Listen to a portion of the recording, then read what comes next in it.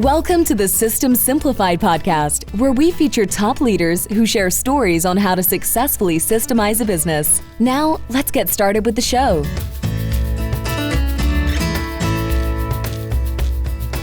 Hello, Adi Klevit here with the System Simplified podcast, where we interview top entrepreneurs, founders, and thought leaders about systematizing a business.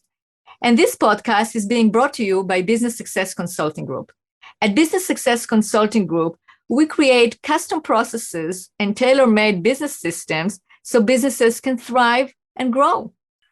All right, and today's guest is Dan Zawacki. Hi, Dan.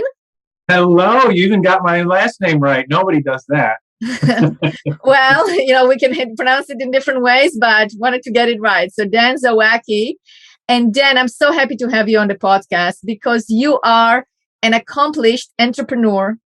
You started 35 years ago, right? Over 35 years ago, Lobster Gram. It seems so long ago. I know, but it was almost like yesterday. So you started Lobster Gram from your garage. You built it up and sold it successfully.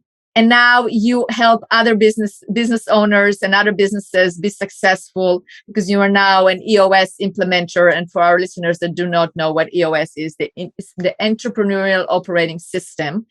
And it's based on the book Traction by Gino Wickman. And we can definitely talk about that.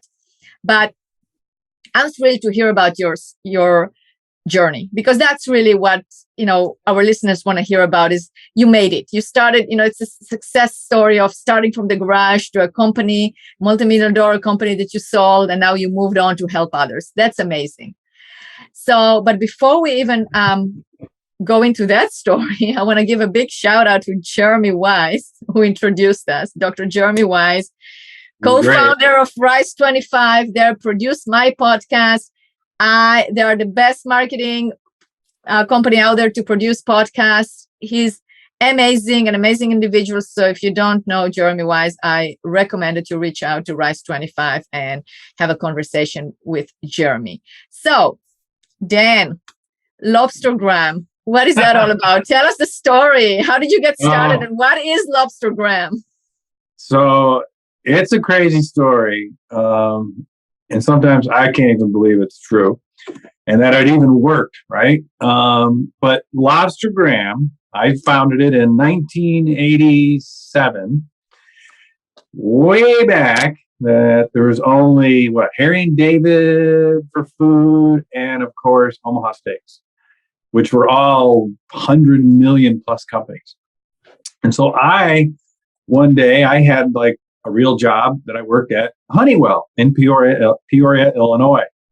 And I wanted to give good, cool gifts to my clients, right? And so I'm like, God, what do I like? And I'm like, I love lobsters. And so I said, I had about 70 clients and they're all in mid-central Illinois. And so I tried to call all 20 plus lobster dealers and wholesalers in Maine and Massachusetts, thinking, someone would ship these packages for me, because I didn't know anything about lobsters except I like to eat them. And so I told these people, I'd be like, look, I need 70 packages shipped all around. I want lemon and butter in there. Let me get some instructions. And every single one of them laughed at me. A couple even said, that's stupid, that if that was a good idea, someone would have done it already. And I'm kind of like, it seems like a good idea, but I almost did not do it after that. And I'm so glad I didn't listen to them. So I then had to look for a local fish market in Peoria. And I told them I wanted 160 lobsters. And so I bought 160 live lobsters from them. And I put a blue tarp in the trunk of my car. And I put all the lobsters in there. And so you can just imagine all these lobsters are flying around the trunk of my car. And I didn't really know much about lobsters. And thankfully, since it was Christmas, it was cold enough outside but not so cold where they would freeze and turn into like popsicles. But if it was too warm, then that isn't good for lobsters either. So I just got pure luck. And so I just went around for 3 days delivering lobsters to my clients. And my packaging was pretty bad, I'll admit. It was like a plastic grocery bag. I opened the trunk, put the 2 lobsters in there. I bought a couple cases of lemon and butter. I put a stick of butter in it. I put a whole lemon in there. And then I put like a little card, like, hey, thanks for your business. It was fun golfing, or, whatever it might be. Then I stapled a little Christmas bow on it.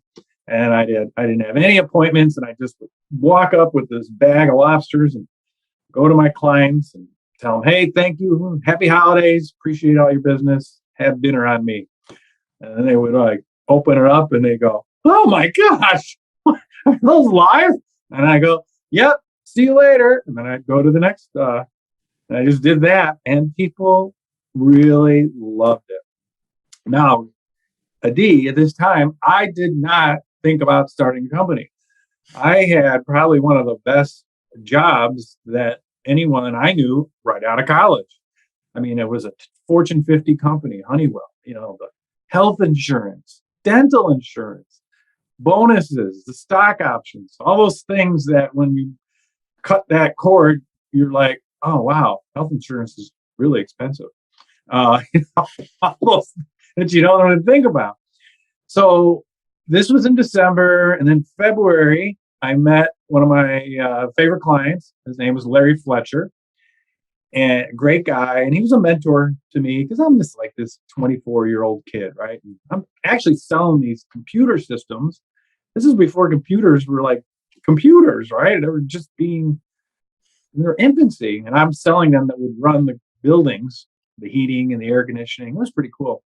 But this guy, Larry, he was like a mentor to me, and great guy. And he goes to me, he goes, hey, Dan, are you going to do anything with that lobster thing? Because if not, my wife wants to start a company. So I was like put on the spot, and I immediately go, yes, I'm working on a business plan as we speak. And so that night in my little studio apartment in Peoria, Illinois, I'm sitting at my little kitchen table, and I literally took a pad of paper and my pencil and just wrote, some people call it a business plan, but it was really a things to do.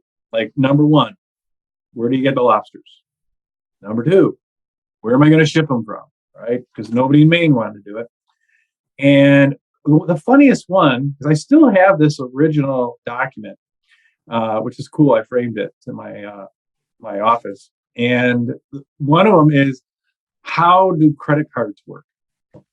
Right? Because if I'm going to get people calling me over the phone because there was no internet, what's the magic that someone gives you these 16 digits, and how does it get into your business account? So It's funny things like that. I mean, now you don't even have to know about that because all the apps out there, it's like mindless. So, all right, so that's a prehistoric era, and that's how you did it. You figure out how a credit card works. Yeah, I mean, when I look back at those things, and another one was, PR. How do I get PR? Because I had no money. All I had was $1,000. Wow. And so I figured, well, I better make a brochure. So actually, I just found this one. This is like a brochure. Wow. And it was so cool. So my first way of marketing, this is pretty funny, was I went to the mall and I just put the brochure in people's, under the windshield, the wipers. Wow. And that's what I would do until the security guards would chase me out. And actually got some orders that way and just started kind of building it from there. My first warehouse was actually in Peoria, Illinois, in an old county morgue building. And I had 2,000 square feet for $50 a month. Wow. Yeah. It was Peoria in the 80s. I mean, nothing was going on. And so that's how it would started. And I found a lobster tank from a restaurant that went out of business. And so I bought it I asked them how much they wanted. And he said, well, it's been sitting on the side of the restaurant for a couple of years. Not even sure if it works. He goes, give me $50. So I reached in my pocket and I had 35. I go, how about 35? And he goes, sold. So I Amazing. had, so now let's back to the future. So fast forward to when you sold the company a few years ago, right? Almost 5 years ago. It was March of 2017. Okay, good. So, and how big was the company then? So I found out I was really good at marketing and PR. I just had a knack for it. And so, like I said, we were doing, I think my first year I did like $2,000 in sales, which when you think about it, at average sale of $100. Okay. Wasn't so when you sold it, 2017, where were you at? 15 million. Amazing. Amazing. So, and it all started from your studio apartment writing that list. Yeah, I'm telling you, if I can do it, anyone can do it. I think the key to me was there are a couple things. Fear of failure, right? I was like, I am not going to fail at this. The second one was I had to let people know. So many people, because right now you can order anything on the internet for food. Back then, it wasn't that way. So I had to teach people that you could get live lobsters delivered right to your door. And I came up with the name Lobster Gram. And just one day I was driving and I just thought, oh my gosh, Lobster Gram, what a great name. And I checked it out. No one had it. So I trademarked it. And one of the best things, I ever did was to trademark that. Amazing. And some people thought, because I had to teach people, they thought I was a singing telegram where a guy in a lobster suit would come and sing happy birthday. Oh my gosh. Crazy. I know. I was like, no. Totally. But look, now you just told me you just came back from Miami Beach this weekend where you actually you were standing in front of 17 entrepreneurs from all over the world, talking to them about being visionaries and about basically building the business and achieving the dream. So, we have the 35 years in between, but it's definitely a success story. You had a dream. You had, it's the big hairy goal, right? You have a big audacious hairy goal, right? I mean, you had the audacity to actually go, okay, I'm going to do it, right? You were driven, fear of failure or wanting to succeed or whatever it is. You had a drive and you figure things out as you went. Exactly. So, what I really want to look at some points throughout that journey that can inspire the entrepreneurs that are listening to us right now. So let's talk about your first employee. So who was your first employee? My sister, Linda. All right. So when you actually made a decision to hire, when did you make the decision to hire the first employee? When I figured I could not do the guerrilla marketing, and also when people called in and take the orders.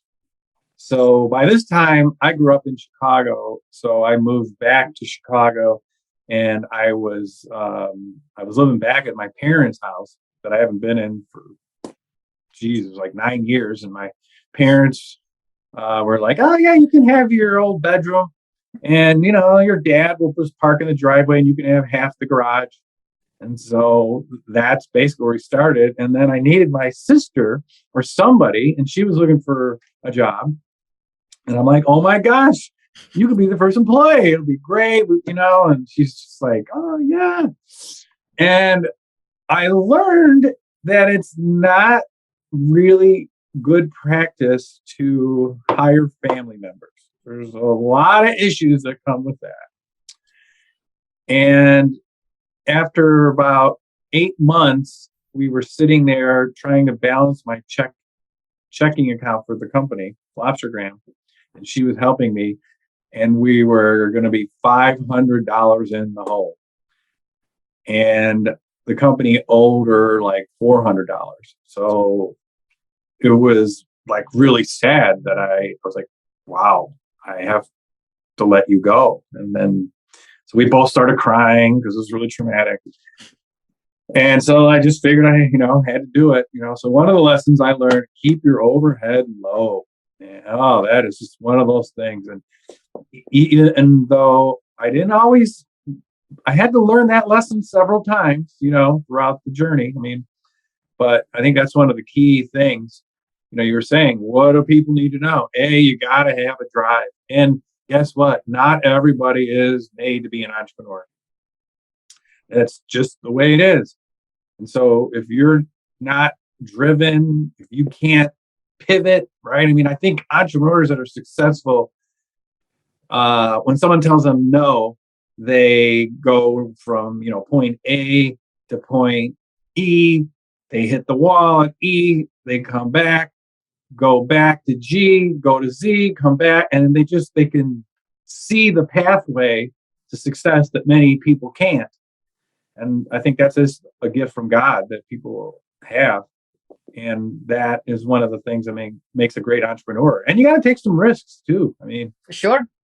Geez, I bought a computer system when Al Gore invented the internet, right? All of a sudden came websites. And I remember thinking, websites? This is just another scam for marketing people to steal your dollars, right? So my dad's like, no, this is the newest. This is going to be great. He goes, you better get lobstergram.com. And that was good advice. So I did. And we did 2/3 of our business when we became, through lobstergram.com. Amazing. Yeah. So, as an entrepreneur, so you became, how many employees did you end up at when you sold the company? So we had about 45-ish full-time. And then we were very cyclical. So we were a gifting company. And so Christmas time, I think it was almost 50% of our business was basically November, December, and January. So we would, kind of go like this, get a little bump for Mother's Day, Father's Day, and then poof.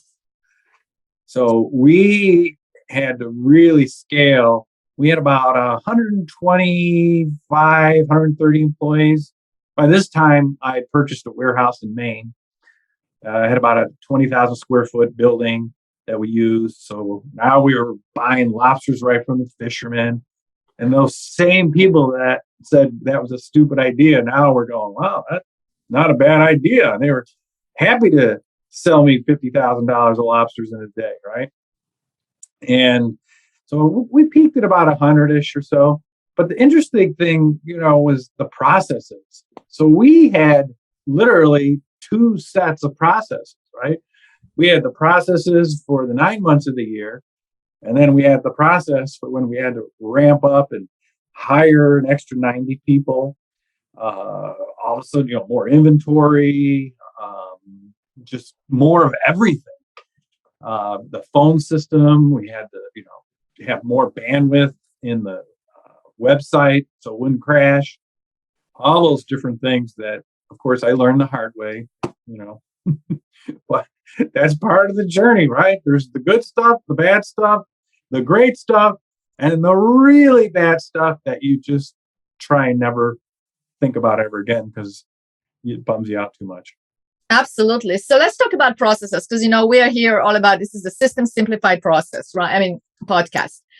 So what would you say to an entrepreneur who's listening to us right now and say, well, do I really need processes? So let's talk about how did processes help you in your journey to be so successful?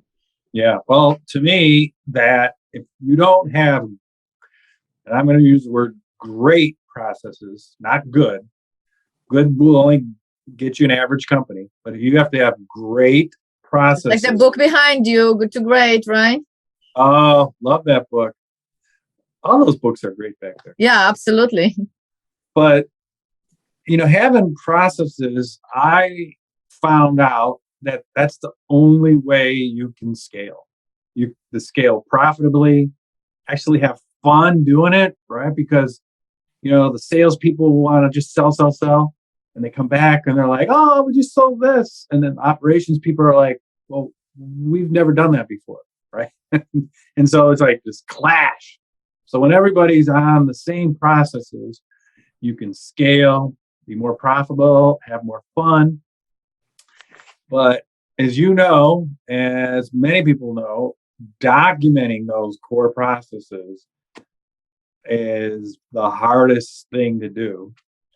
And everybody's like, oh my gosh, it's so hard to document those. Yeah, it is. But why do you think it is? Why do you think it's hard to document? As a business, as an entrepreneur, as a visionary, why, from your perspective, why is it hard to document? So to me, it was all in my mind. I know, hey, I could do it. Hey, I could pack the lobsters with the steaks because we got into steaks, and I could do this and all this.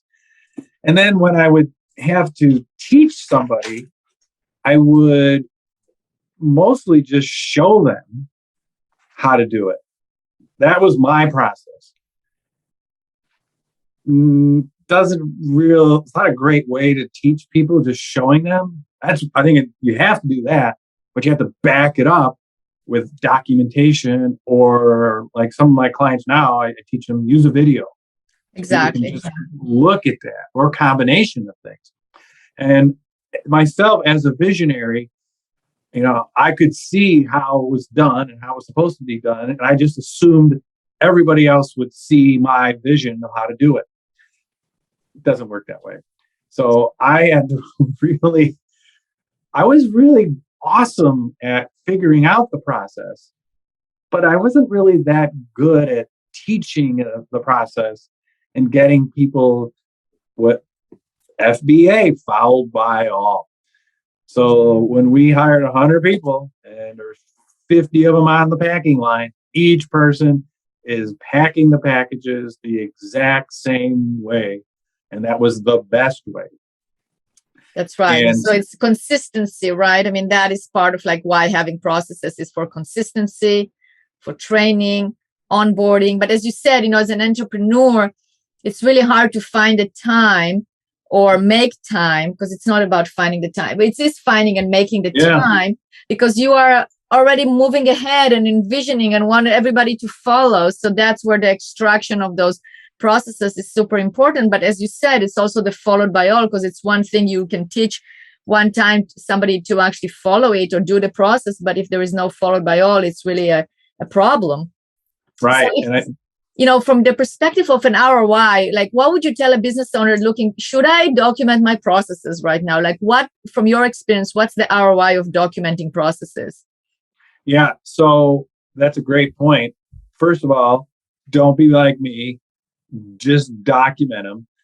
And we at EOS, we have we call it the entrepreneurial way of documenting processes. And we call it the 20-80 rule. So document 20% of the steps that literally will get you 80% of the way there. Okay. And what that does is that extra 20%, I used to try and document things 100%. And so that would take in all the little nuances, things that would happen once every year, every 2 years. So now you have, my first SOP was 252 pages. Wow. And, yeah, nobody read it. Nobody.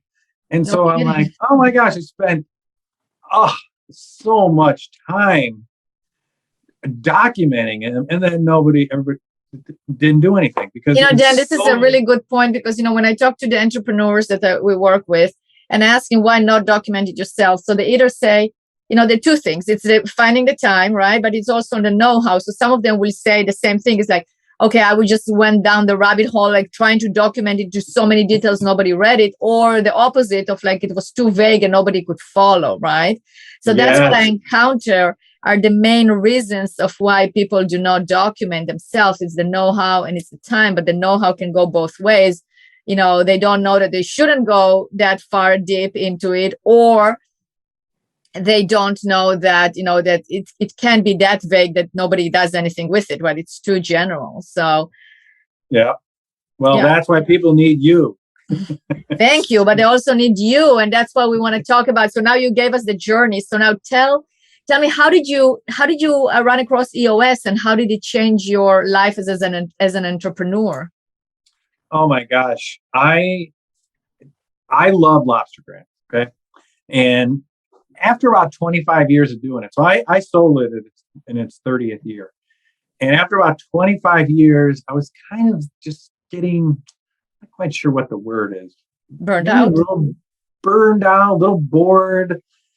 I was 55 at the time, and I'm thinking, boy, if I don't try to do something else, then I'm going to be stuck doing this. And when I heard myself say stuck, that was like a red flag that really I need to get out. I need to do something. And so someone gave me the book Traction, one right behind me there.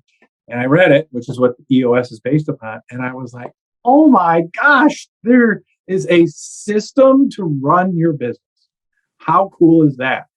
So being the visionary, I said, well, I don't need an implementer to do that. If I can start a lobster company in Peoria, Illinois, I can teach Traction, EOS to my leadership team. Well, I failed miserably. Horrible. I just picked the easy things to do. But I was sold. I'm like, I love teaching. This is what I am meant to do. And so it took me a couple more years to really convince myself, because I always had a pretty good living and, take 4 weeks vacation and all sorts of fun stuff. And, it takes a while to kind of go, yeah, I'm going to start and leap and start over. And so I did. And I thought it would take a couple of years maybe to sell the business, but literally I sold it within like 4 months. And to a strategic investor. They were in the B2B market of delivering lobster and fish, and they wanted to go B2C in that market. And so I was like, perfect. And it went quick, and they're a great company. They've done Lobster Gram is thriving. They're just killing it. But I was done with it. And I actually they wanted me to stay for a year to kind of just help. And I stayed for 4 months because I realized I am a really crappy employee. I am really bad. After 30 years, I actually thought I could be a good employee, but because I'm like, I've hired thousands of people, but I was horrible. I admit it. And so then I was just like, okay, well, I'm going to leap and I'm going to be an implementer for EOS. So I went to Detroit and met Gino Wickman and drank the purple Kool-Aid and was convinced this is what I wanted to do. And I went to the boot camp, the EOS boot camp. And I am just so grateful. I absolutely been doing it now for 4.5 years. I have 20 great clients that I love. I mean, it's such a great feeling where you can only work with the people that you want to work with. And you don't have to work. And to get to that point in your life, I think is so cool, and to be able to make a big impact on people's lives, right? So I work with the leadership team. My newest client, they have 170 employees, about a $40 million company. And so when you think about the impact for all those family members, and not only the employees, but their families, and you have 20 of those clients like that, it's thousands of people that you're impacting and helping live just a better life. And then I had time for my other passions, time to do other stuff I love to do, play golf, walk the dog, go on vacations with my wife and family. And so EOS has given me all those things. And I really have found that teaching is my true calling, and mentoring. So I do some mentoring for some college as well as some high school people, which I love to do that, right? I wish someone would have done that when I was starting out. It probably would have speeded things up 10 times. But that's part of it, right? You learn. And that's why my clients love working with me, is because I've been in those trenches. 100%. Yeah. And you have the experience. you walk the walk, you just don't just talk the talk, which is incredible. So what is the profile of your ideal client? You can go into revenue and number of employees, but that personality that you know that they have, that they are going to be successful. Who is your ideal client? Yeah. So someone who wants to grow. Because if you don't want to grow, then save your money and just do what you're doing. Keep doing the same thing. That's what I tell people right away. If you want to grow, so our sessions that we have with our clients are 5 days a year, and they last about 7 to 8 hours. It's a long time. So the other thing is you want to have some fun, right? Because business is serious. I get it. But if you can't have some fun during the day when we're together, because I tell people, don't work in your business. Put yourself at that 30,000 foot level and work on the business when we're in the session room. And if you can't have some fun doing that, then I tell them, I go, then I'm not the person you want to work with, because it'll personally drive me nuts. Yeah, you have to have a sense of humor. You have to be able to smile and laugh and have a good time. Yeah. Otherwise, why doing it? If it's too serious, it's just not worth it, right? Oh, totally. I mean, I love getting up every time. Like last week, I had 5 sessions for the week. Typically, I have 2 or 3. So it was a lot. And yeah, I was just drained, not so much physically, but emotionally and all that. But I love it. I mean, it's so cool. Like you were saying, I facilitated a meeting with 16 business owners from around the world in Miami Beach. How cool is that, right? Amazing. And what's more humbling is they came to listen to me. And I told them, I go, I am humbled by the greatness in the room here. That's incredible. People with $50 to $500 million companies. Well, Dan, there is definitely a lot to learn from you for sure. So going back to so somebody that can have fun, has a good sense of humor, growth oriented. Any other qualifications for somebody to work with you that you love to work with, that you know that you already recognize that they have potential for growth and they're going to be successful? Yeah. So they have to also be entrepreneurial, meaning if you're like a big corporation, doesn't really work out. Or even a small corporation, where you got a board of directors making decisions, because when you're an entrepreneurial company, you're like a little speedboat, right? You make a decision and whoop, you do that. If you're a big company with advisors, it's like a battleship. You make a decision and it might take 6 months to make that actually happen. And by that time, markets have changed, people have changed, whatever. And so closely held, fast decision, want to grow, doesn't take life seriously. That sounds like an amazing client, right? And those are your clients you want to surround yourself with, because honestly, you're at a point where you earn that, right? I mean, in terms of the people that you're going to work with are the people that you want to work with and they want to work with you. So if they want to work with you, they want to contact you, what's the best way to contact you?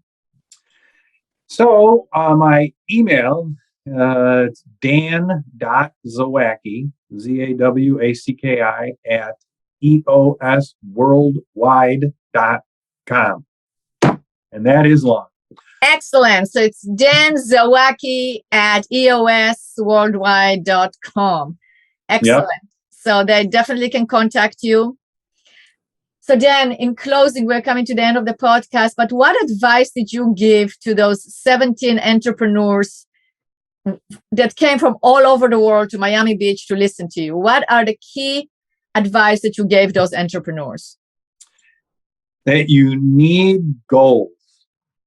And so we worked on a 10-year goal. And they were all like, 10 years? I go, yeah, that's your North Star. Think about it, right? If you don't know where you're going, how are you going to get there? And so that took a long time to get to that point. But we did it. And I tell them we got to do it in one sentence. After that, we worked on what is your 3-year picture look like? Where you kind of just, I tell them, I go, pretend like you're artists. and write down like maybe 15 bullet points, revenue, profit, and 15 bullet points of what this organization is going to look like. And don't just let your mind go, right? And then we built a 1-year plan. Okay. So guess what? This is what we are going to do. No more of this picture, but we have these 3 to 7 goals we're definitely going to do. And in order to get to that, we broke it down into 90-day, the quarterlies. What do we have to do every quarter so that we hit our year? Because if you hit your quarterly goals 4 times in a row, you're going to hit your 1-year goal. If you hit your 1-year goal 3 times in a row, you're going to hit your 3-year. And if you hit the 3-year 3 times in a row, then you're probably going to hit the 10-year.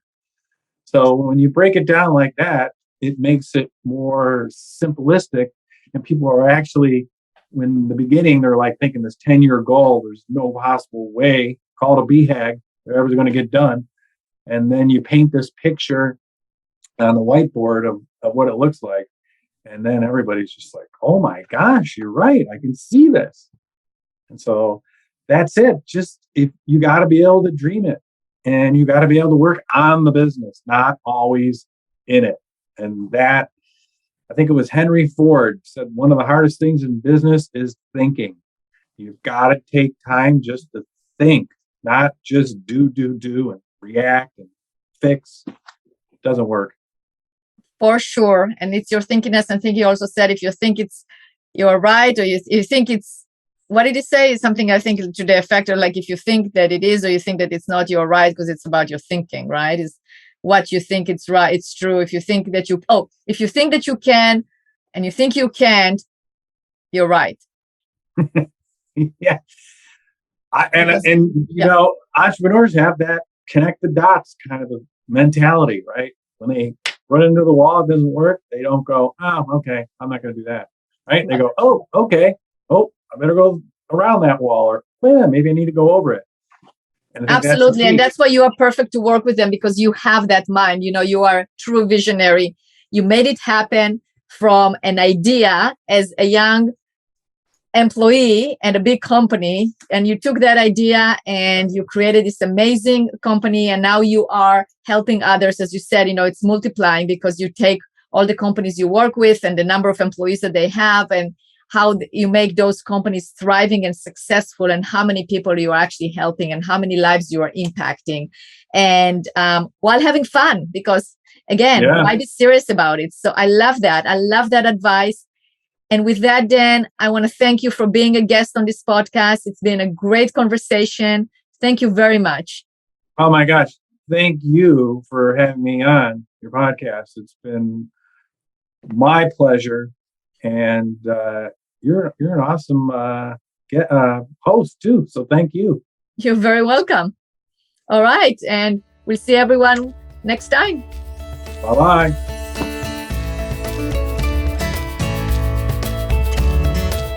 Thanks for listening to the System Simplified podcast. We'll see you again next time, and be sure to click subscribe to get future episodes.